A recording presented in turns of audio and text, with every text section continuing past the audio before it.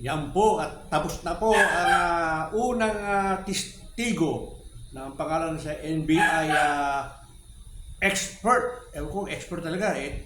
2 weeks lang pala siya nag-training. Kaya tinatanong siya kung ilang ano eh. Ibig sabihin, dududa na, paano naging expert to? 2 weeks pa lang, nag-ano na, tapos dumiretso sa trabaho. Parang may nagdududa na bakit itong ginamit? Ang dami-daming expert sa NBI. Bakit itong baguhan lang? Itong bago. Nag-ano lang ng ilang. Yun ang pangalawa. Mukhang parang gamit na gamit, no? So, itataka kayo, ba't matagal? Talagang ganyan. Talagang ganyan. Yung mga taong hindi nila alam kung ano yung ganyan din sa, sa korte. Hindi nila alam na bakit object ng object, normal lang yan. Ulitin mong mga papeles, documents, kailangan kompleto. Kailangan mismo yung pirma. Ganyan ka-importante mga dokumento. Ngayon, hindi may ibig sabihin na object ng object, hindi titigil, hindi. I-record para i-record nila. Ganyan. Ito namang prosecutor, pinagsasamantala nila porque alam nila maraming tao na wala namang na walang alam dyan sa mga ganyang bagay. Alam nila, nakikinig sila. Kung alumarig nila, doon lang sila. Kaya, ang lakas ng loob ng prosecutor kasi, tamo, pag anong ganun pa itong trabaho naman to ng NBI na si John Mark Kalilong. Yan, ng NBI. Yan una siyang sinalang siya testigo kaya so ano pa lang yan. Nagwi-witness siya, no? Siya ang tinatanong ng prosecutor. Yung ano nalalaman niya, ayun ang natestigo ka eh. Ganyan, siyempre, pero ewan ko lang ha. Kung ginagamit ba talaga ito, yung mga gusto palabasin ito ni Kalilong na yun lahat ng mga sinabi niya pwedeng managot kagad sa batas o kaya yung mga parang dinidiin niya, para maididiin niya na yun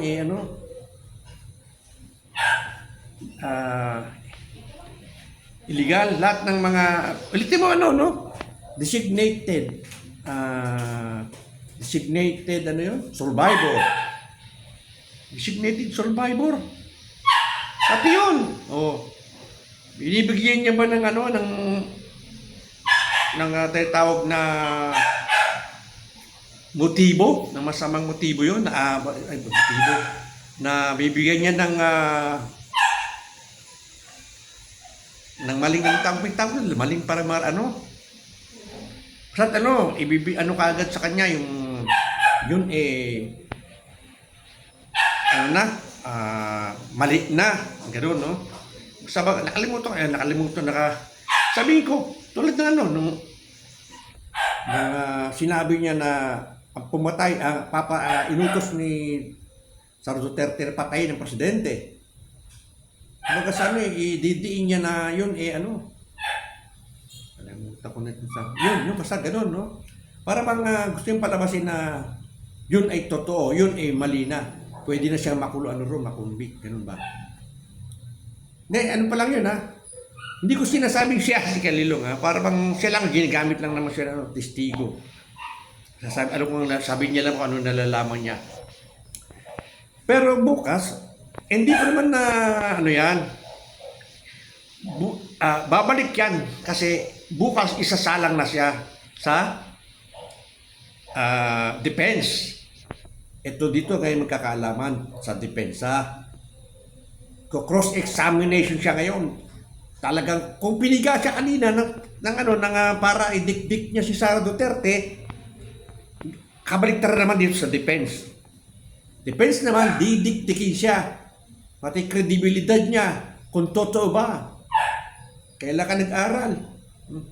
Bakit 2 linggo lang? Ganon ba? Bakit ikaw ang pinadala? Ganon. Marami naman mga ganun ba banat, mga ano, mga mapapatunayan mo ba?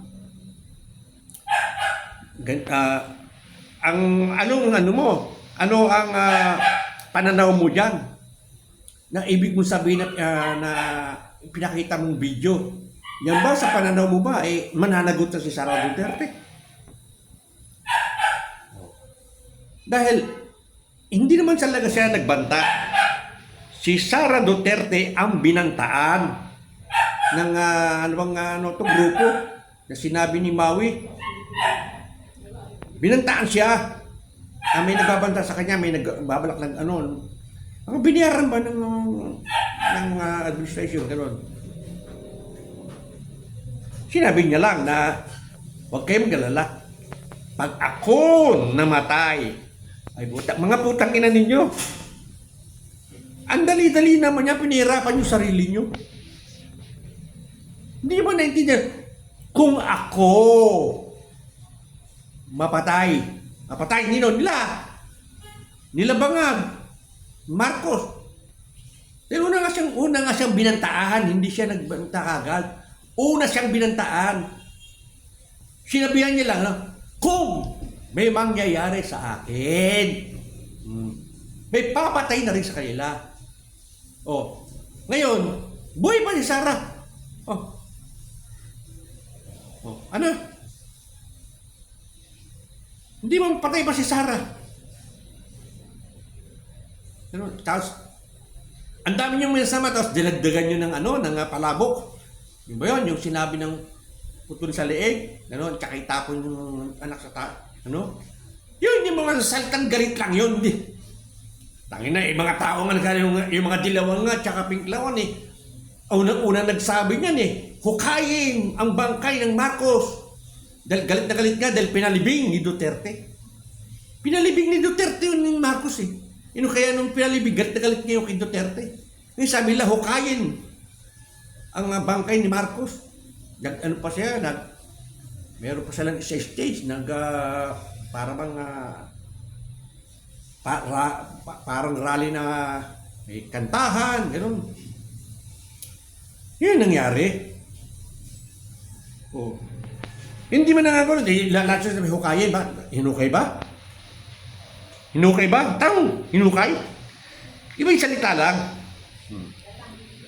Itong pangalawa, hindi pagbabanta yun talagang ang pagbabanta direct. Walang kunyari ako, mayabang na tao kunyari, tangina mo, papapatay kita. Tandaan mo, papapatay kita ngayon. Yun, ang banta, papapatay kita, tangina ka. Pag hindi ka umalas dyan, gano'n ang direct. Pero ito, kay Sara Duterte, siya ang binantaan. Kritiko, kung ako ay pinatay, pag kayo mag-alala, meron akong kinuwang mga papatay sa kanila, binayaran. Pero yun, hindi totoo yun. Nasabi niya na sa galit niya. Mas sino tao? Pag ako nagagalit, putang ina, mamatay ka na sana. Ganon, di ba?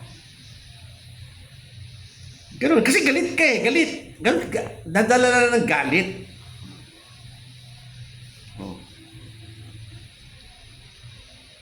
Ganon lang yun. Ito, ewan ko, bukas, tingnan natin kung didikdikin naman to ng defense. Kaya na, prosecutor, no?